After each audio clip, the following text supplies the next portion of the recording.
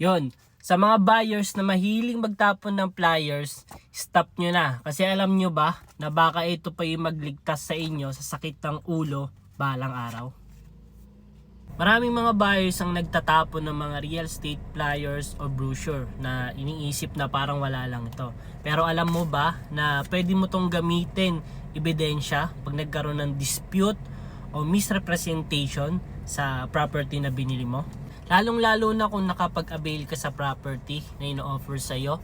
Lalong-lalo na kung pre-selling, mahalaga meron kang nakatabing flyers. At hindi lang flyers, pati yung presentation na pinakita sa iyo ng agent, pati yung mga post niya. Lahat ng pinresent sa iyo ni agent, hingin mo. Kasi magagamit mo yon as evidence pag nagkaroon ng dispute. At the same time, yung mga flyers na to, nakalagay na rin naman dito kung meron silang license to sell and yung target completion date nila.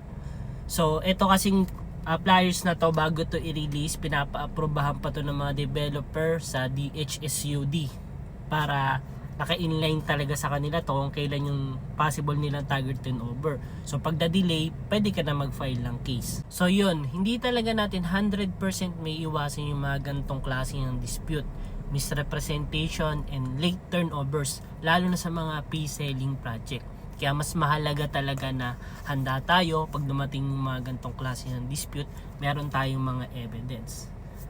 So yun, ikaw ba? May naitabi ka ng mga real estate flyers o brochure?